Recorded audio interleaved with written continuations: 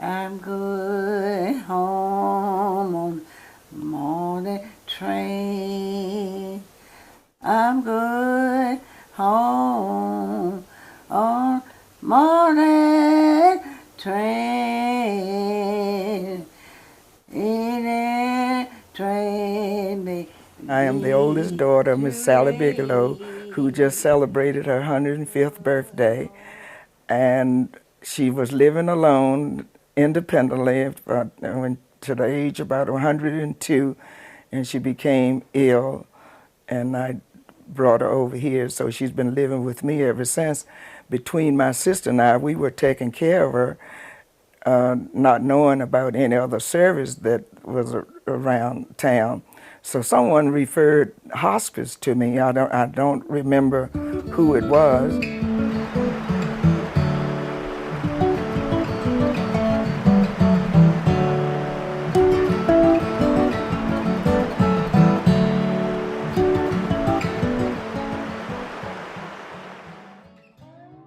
Why hospice?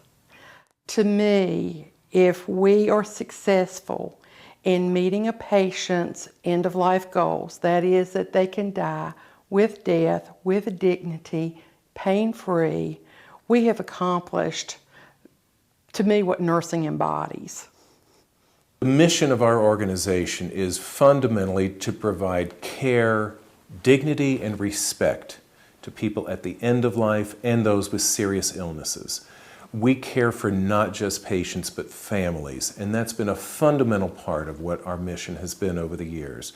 One example of that was my dad's best friend who was terminally ill and at home, and he was having a tough time, and they had called in for hospice care. He'd been referred for hospice care, and it was a stormy day, and on his front doorstep shows up one of the hospice providers, and just beaming and ready to go in there and help. And that was, as his wife related it to me, was one of the best days in that sad and dark period for them as he was dying. But this woman came in who just brightened up the whole situation and gave support that they desperately needed. And that was just a neat story and some feedback that makes you excited about being part of the hospice and palliative care of Alamance-Caswell.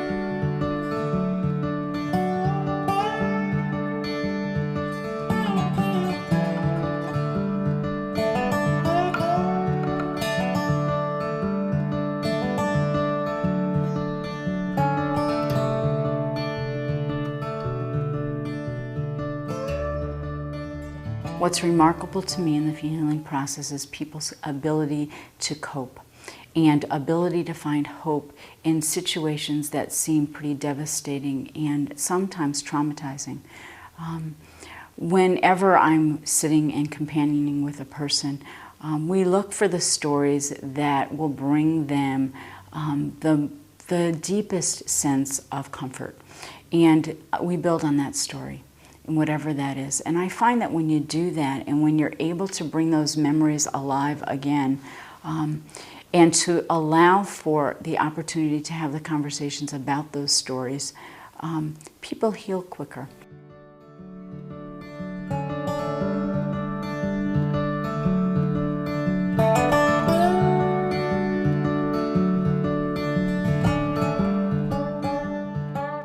A good death is when everything falls into place just right. You have your family there by your side,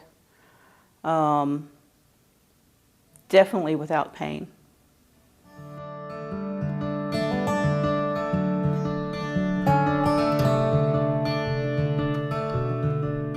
The loss of any child is abnormal. It's not the way it's supposed to be. It's out of the order of life. There's nothing we can say that's going to make that okay to families.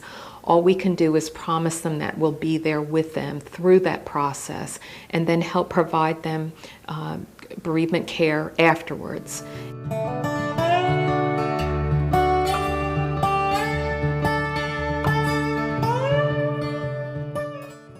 I would not have experienced the amazing grace that I felt for this person who had died, who I barely knew, and the family, and how much they loved her and how much she had meant to them and touched their lives.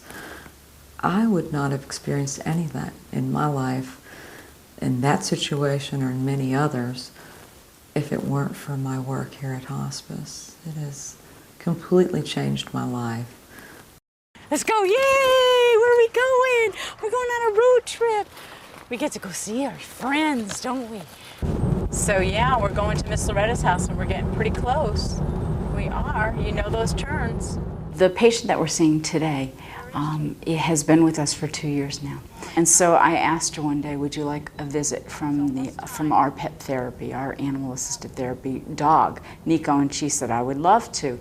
And when he walked in, she just screamed at the top of her lungs, oh my God, he's beautiful. And so he went right over and gave her a lick and a kiss. And from that day forward, whenever I go to visit, if I don't have him, she's disappointed. What do you think? Yeah, let's do that. Stay, Nico. I'm just going to come around this way and sit right here next to you. When I think about why animal-assisted therapy and hospice together, I think, you know, when I watch a patient reach out their hand to stroke the animal that's walking in the door, they light up with a smile. I think, wow, this has made their day. And I hear them say that. Thank you for bringing this dog in today. He made my day.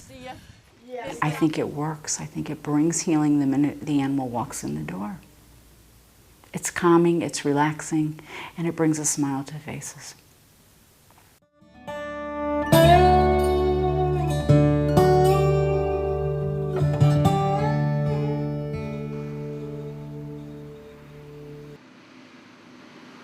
When they walk in that door, they're coming in here for a purpose. And that purpose is not to just come in and say hello. It's, I've got a loved one here or a friend here that's going through some deep waters. And again, I'm glad I can help them if I possibly can. My wife passed away about 5 years ago, and I thought I just felt like I wanted to repay what they have done for me. Basically, I'm to go into homes and try to help them and have prayer with them and encourage them and things of this nature, because I've been where they are, and I appreciate that. But many times I'm over here at hospice home. I'm either working in the kitchen and also in laundry, folding clothes and washing and things of this nature. Well, here at the hospice home, really, when the kitchen's all taken care of and the laundry's all folded and everything like that, I of course answer the phone, and I find joy in this. And people or when they come in, they want to know, well, I want to go to room so and so and everything like this, and where is it? And I'll just get up and show them and things like that, and ask them if they need any help. I'd be glad to help them any way I can.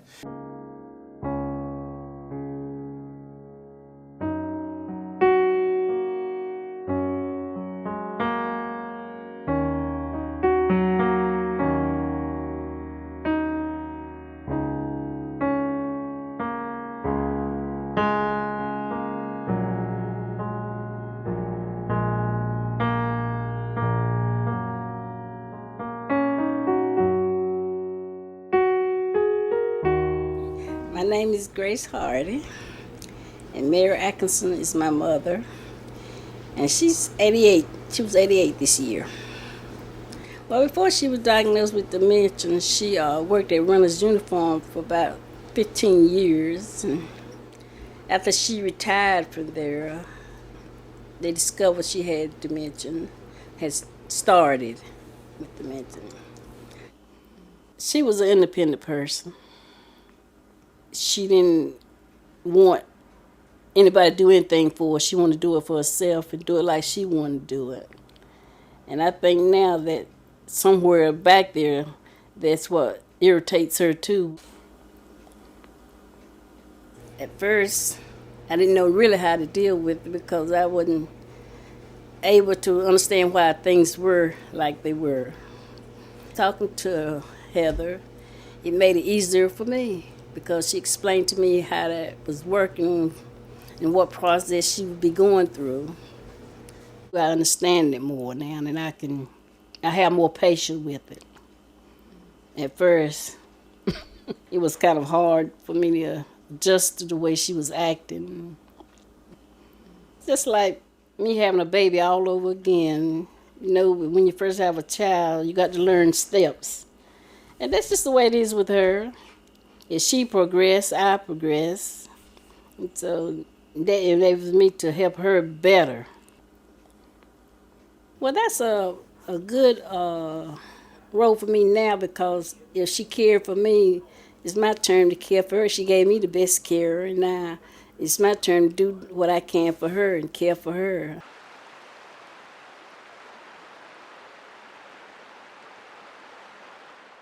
So you can get at them. Seems to me as long as you're with your mom, you feel like it's okay. Yeah. Yeah, I thought so. Kids Path is really divided into two components. One part of our program cares for children with life-threatening illnesses. The second component of Kids Path is providing grief counseling or counseling to children in the community.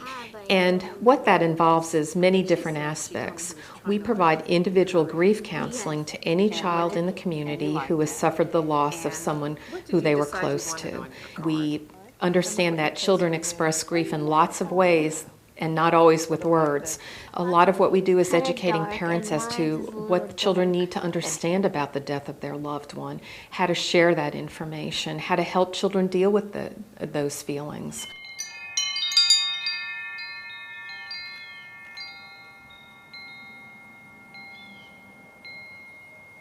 Oh, this is his last Mother's Day card he made me right here. Right there. There goes the front of it right there. I found it last year on Mother's Day. Raymond was energetic. Everybody loved him. His teacher, his third grade teacher, Raymond's third grade teacher, just fell in love with him.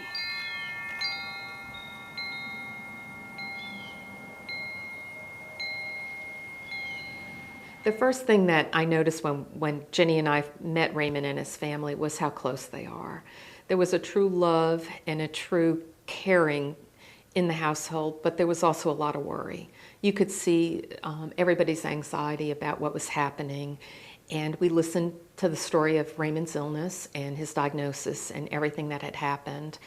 We sat there for a little while to talk to the doctors, and then he told us he had a brain tumor. Junior honesty through that. When Raymond died, he was 9 years old. He got sick. He was 8. Raymond was 8 years old. See, if he would have stayed at the hospital, he wouldn't have lived 2 months. Nope. About 12 o'clock that day, Miss Patty, I called Miss Patty because he wasn't doing good. And that night he died.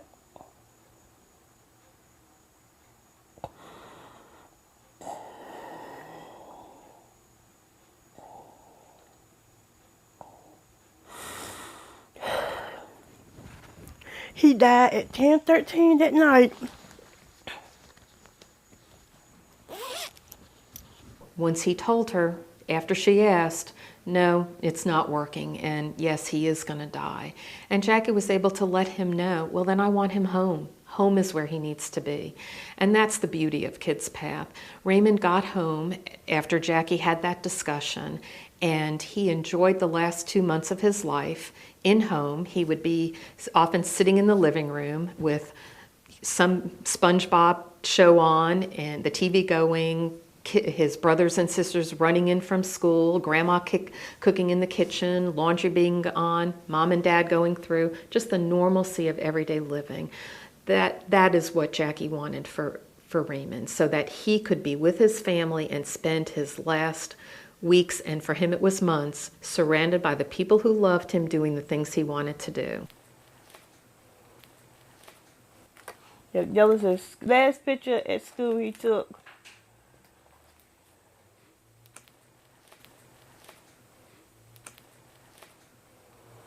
Yep.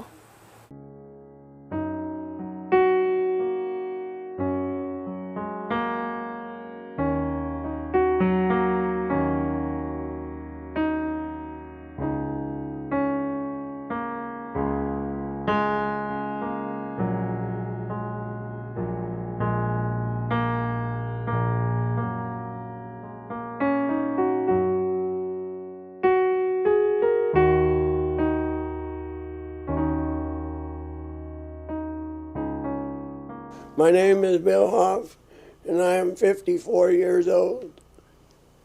And I have axonal polyneuropathy, and it's a motor neuron disease, and it's a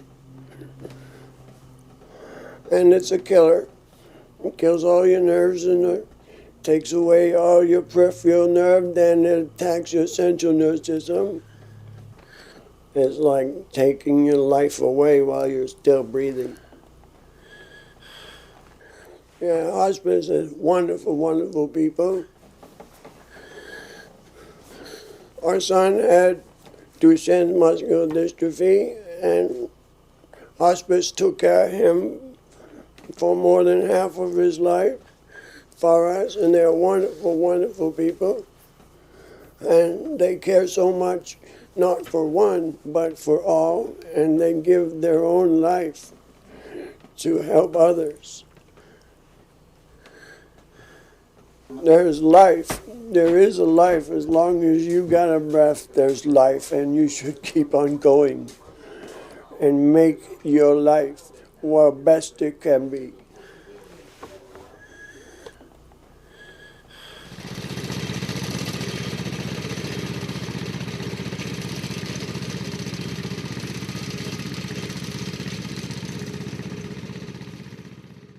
I chose hospice because I wanted to get involved in a type of fundraising that could truly make a difference. You know, one-on-one, touch the hands of people that you know you're helping and know where your money's going. Miss Branson, this is Dana Ferguson. I'm on the hospice truck headed your way. I want to make sure you're at home this morning. Is it all right if I stop by and pick up your stuff now? Well, we're about 6 or 7 miles above Burlington, so it'll be a few minutes before we get there. See you shortly. Bye-bye. To pull off the flea market every year, we need at least 500 volunteers and probably more because we have to shift it out over 5 days. The volume of work that Dana Ferguson and the pickup crew do to bring the merchandise in, they pick up 12 months of the year, store it on transfer trucks. When we get a location, we unload all these transfer trucks, sort it into departments, and each department then cleans and manages all of their merchandise. They price it, they sell it, they tag it, they display it. They really work their hearts out. We thank you for this. Sir. We sure do. Hospice thanks you. Appreciate it. The volunteer man hours, if we had to even try to calculate, would be phenomenal. I wouldn't even know where to start. Thousands. Just for that one fundraiser.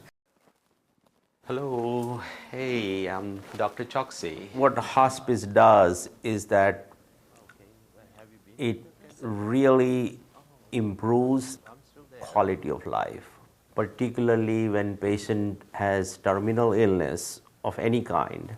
He's doing it. Not too well. Okay. He's sleeping a lot today. All right. Does he have any pain or anything? He's not. The best place for them being taken care most of the time at home, but family needs a lot of support to control symptoms. And in the past, when there was no hospice, they used to run to emergency room, unnecessary x-rays, stay in hospital where symptom control was not very effective. So hospice takes care of all those issues, keeps them at home, makes them comfortable, improves the quality of life. They can spend a lot of time with their family in their surroundings that familiar to them. Okay, I'll let you rest now, okay? Okay. My job satisfaction comes mainly when somebody has so much of pain or other symptoms, and then we sit down and make plan, and next day morning when family and sometimes patient says, well, you know, I had a best night, I had a pain-free night, and family is very happy. The satisfaction that you get is priceless.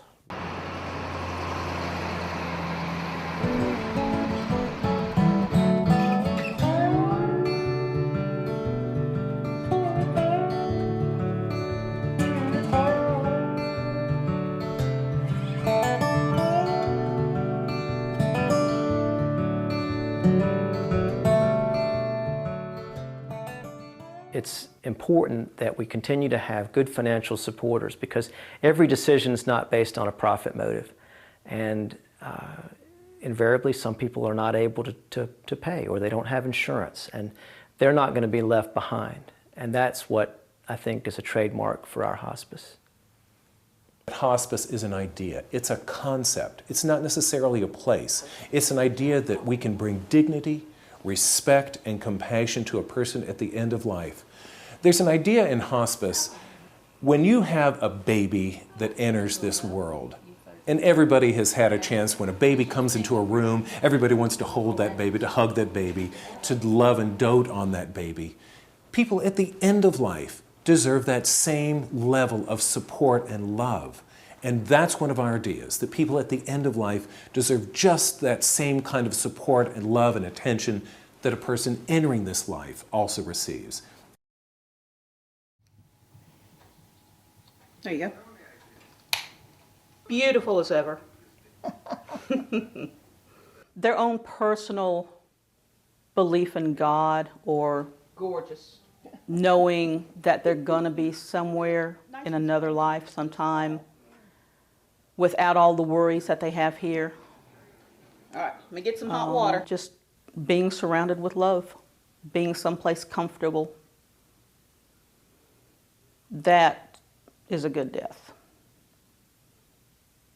It also brings me close to mortality of human being, that, you know, we all have end, and kind of teaches me, it gives me direction in my life that, you know, there is something is going to end, and you need to use this time as much as for your family and for other people. So it really makes you humble.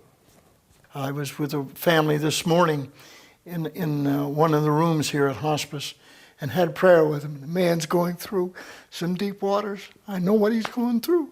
It was a joy to me just to see him when I left. He was smiling, and that was my pay right there. No money could do what that man did for me. Just tremendous, just tremendous. I would highly recommend them to anybody that need this sort of care, and it's just wonderful.